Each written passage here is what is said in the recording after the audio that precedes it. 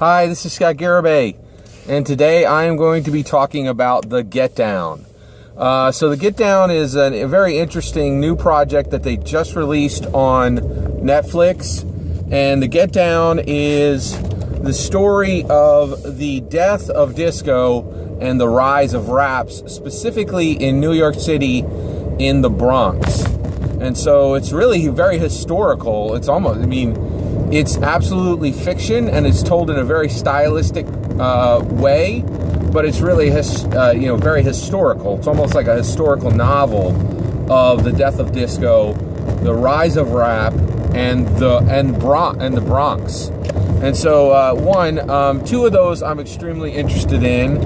I'm extremely interested in rap music, and particularly the rise of rap. I'm very interested in New York. And actually, specifically New York, I know Brooklyn firsthand. I've traveled there many times. I go there all the time, ride my bicycle around there. So I know Brooklyn firsthand, but I don't know that much about the Bronx. And so this was really a way for me to get to see a different part of New York that I had never seen before.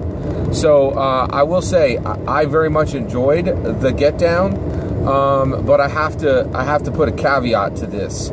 So I am an evangelical Christian. There was so much content in this, adult content. And what I mean by that is literally sex, drugs, and rock and roll. So there was sex in this, there was, drugs in this. The way they used drugs in this was outrageously irresponsible.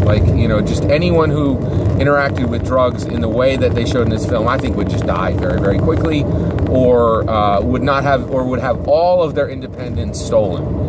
And that's not what they showed for the characters.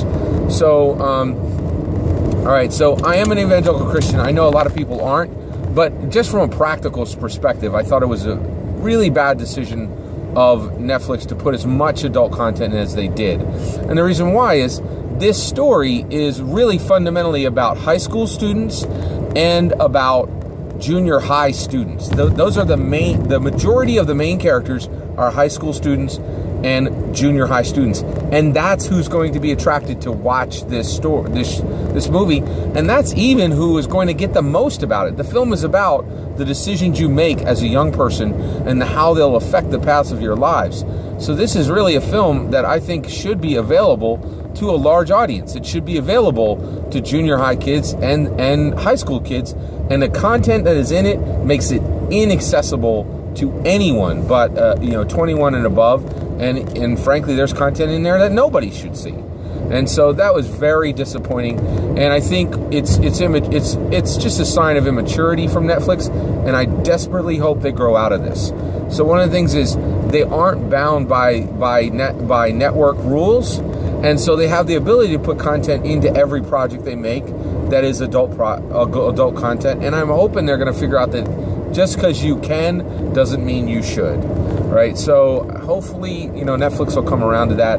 So I absolutely love this project, but I can't recommend anyone to go watch it because it has so much adult content in it. And I'm really hoping, and a perfect example of this is Stranger Things dealt with very big, high-end subjects, and the adult content was way dialed back, just way dialed back. And so I'm hoping Netflix gets the register right on that. And it was really a disappointing aspect of this project. With that said, there was a lot I liked about this project. So from a history perspective, I really liked the way they showed. So I said all the things I didn't like about it. I liked a lot about this. One, I'm a huge rap fan. I always have been. Actually, from my teenagers, when I was a teen, I got into rap in the early 80s. Really enjoyed it ever since then. My rap influences are Heavy D and Biggie and Cool Mo D, Mos Def, LL Cool J. I'd say those are the guys I really, DMX. I got into DMX for a little while. Those are the guys I really liked, right? And actually, that's pretty much the full list. There's a lot of other I'm never really a big Snoop Dogg fan. And so the guys that I just talked about, I thought they approached rap from an intelligent perspective and were generally trying to put forward music that was new and innovative, and that those are the guys I liked. And there's quite a few that rap is a problematic music format. There's definitely some elements of rap that I'm not a huge fan of, but the guys that I just listed, generally, I think they had some interesting things to say. This movie did such a fantastic job of showing the rise of rap, and frankly, I was never really a big disco fan, and here you're seeing the ending of disco, the very end of it. It's at its height, and you're seeing the things that are going to kill it. And actually, one of the things I think is really interesting is, and I'm really curious what they were thinking when they did this, they show these elements of what the foundation of disco was, and it kind of shows why it died as quickly as it did, and it didn't last for 2, 3, 4 decades the way that rap did. Pretty interesting to me, right? So, so when you break it down to the history of rap, man, this had some amazing. It showed the history of rap, right?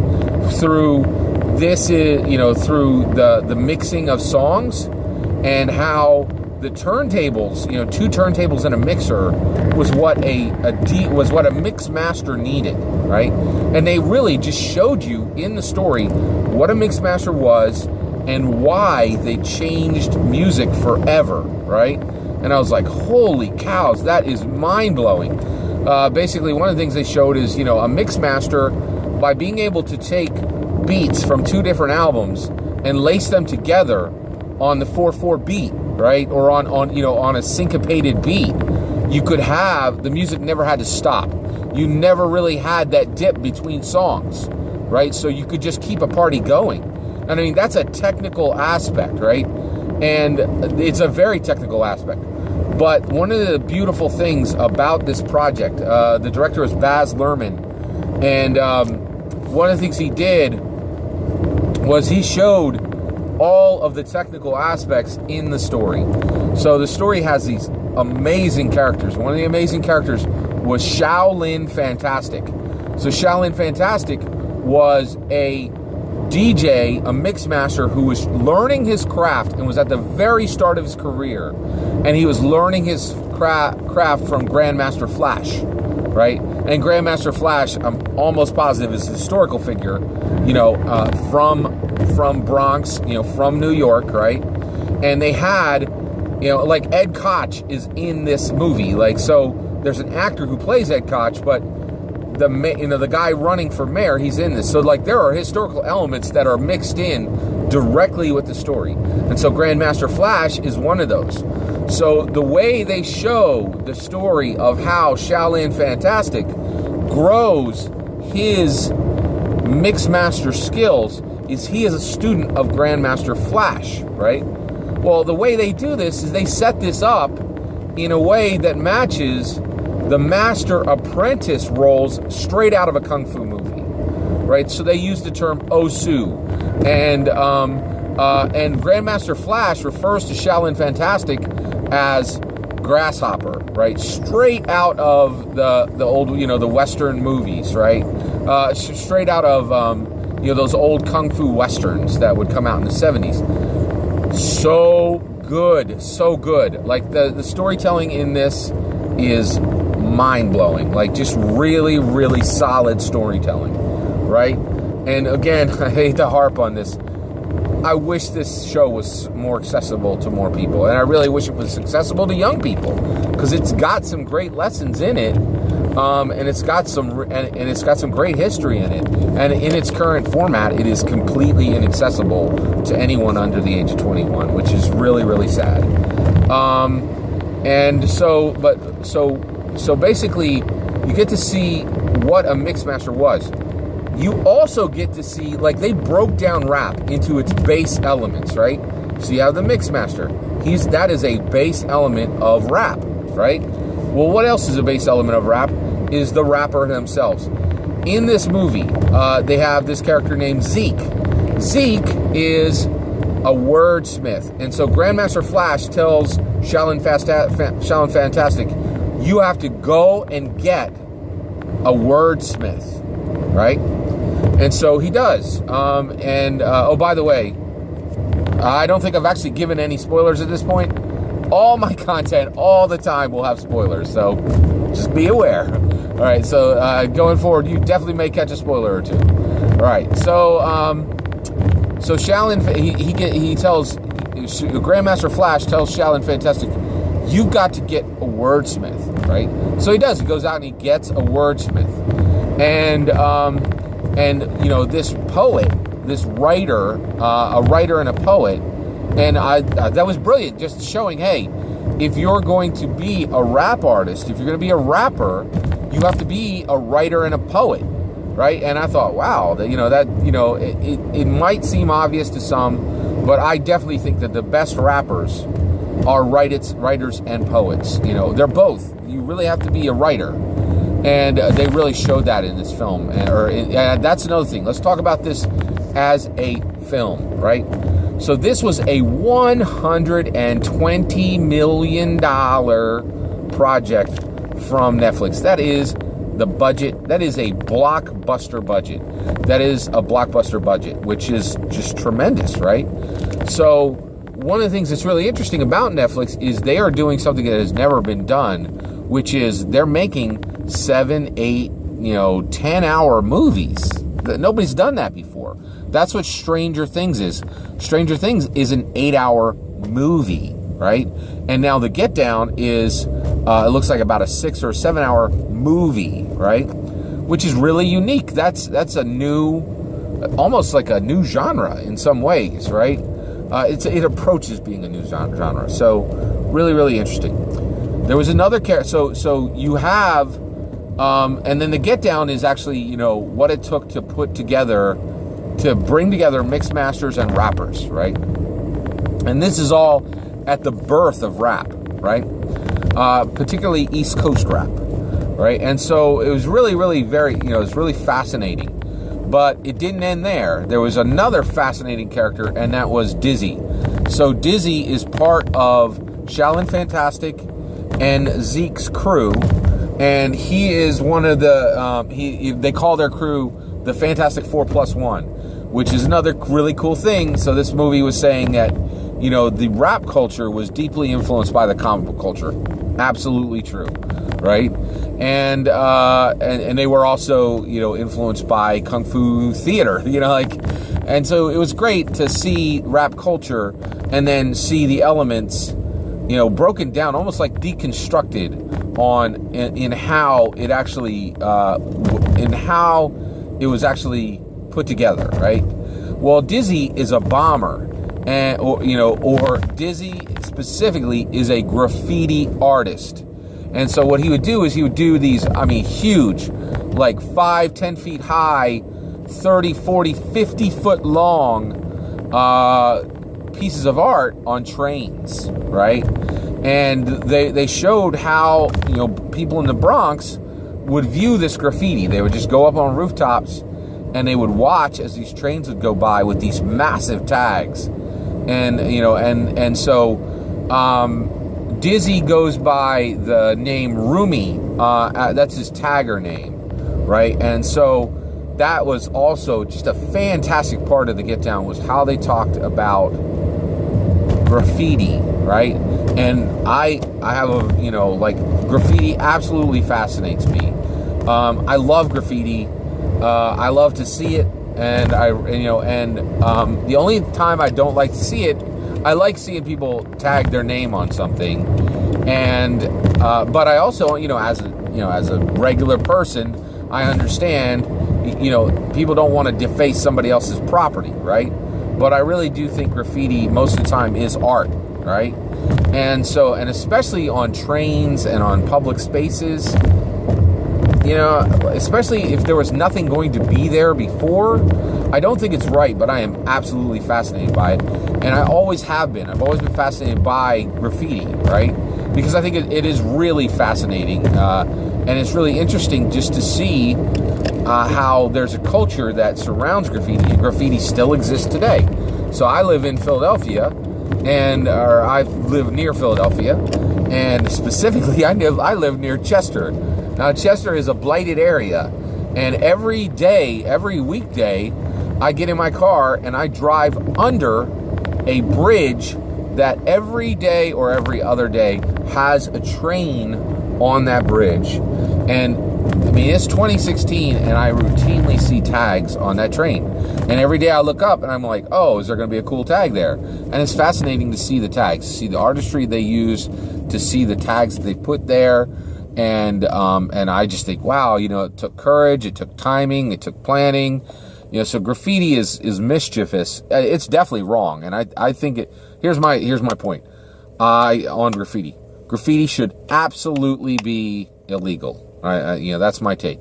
But I hesitantly have fascination with the guys who are willing, the guys and gals who are willing to get out there and actually take that risk to put their mark on something, and especially in an artistic way. And so graffiti is really interesting, and they really dug in this show on what graffiti is and how it gets there and what should be the punishment for graffiti. And you also got to see a graffiti artist firsthand, so you got to see the tools he used. And also there was a really great part of the show where Shaolin Fantastic, he is a mix master, but he actually used to be a graffiti artist. And one of the things that was really cool was when he was a graffiti artist, he went by the name Shao 007. So his tag as a graffiti artist was Shao 007. His name as a mix master was Shaolin Fantastic. So I really liked how they showed him transitioning. And also, just like Shao Fantastic was really cool. Great character. Great character in the way, in just almost every single aspect. The way he moved, you know, throughout the city, basically using parkour. The way he transitioned, saying, I'm done with graffiti. I'm going to move on to being a mix master. You know, abandoning something you were really good at to move into something that you don't know anything about. Becoming the apprentice when you were the master. When he was a graffiti artist, he was the best in the city, right? And now he's saying, and I love too that he gave it up, right? So like I hate half answers. I hate, you know, where people said should I do this or should I do that? And they're like, well, you should do both. It's the worst answer almost 95% of the time. Like, I just cannot stand when people try to do it. It frustrates me to see people not make decisions and think they can have both worlds. And if you're going to be the best at something, if you're going to pursue something, then it's important to actually focus. You know, focus. Expertise comes out of focus, and mastery comes out of focus. It doesn't come out of compromise. It just doesn't. Right? And so it's just my 2 cents. And so, you know, the Get Down really, you know, it was really fascinating from those aspects. It does show disco in the movie, and there's a character, Mylene, who's a disco singer, and it was really interesting. You know, I really did not feel that compelled by that storyline, and I think one of the reasons why is disco is dead for a reason. Like, it was fundamentally a worse art form than rap music, right? But they also did a good job of showing what that industry was like. And man, they were vicious with the disco industry. They were like, the foundation of the disco industry is horrendous. Like, it is just the worst cesspool. And I was like, whoa, that's a little harsh. But I guess, you know, that's on Baz Luhrmann. That you know, essentially they were saying that almost everybody in the chain on disco was that there was a lot of problems with the foundation that disco sat upon. Right? And I think that's true. I think the foundation that disco sat upon was fundamentally far more flawed and far more broken than the foundation that that rap music is on, right? So the Get Down was a really, really fascinating show.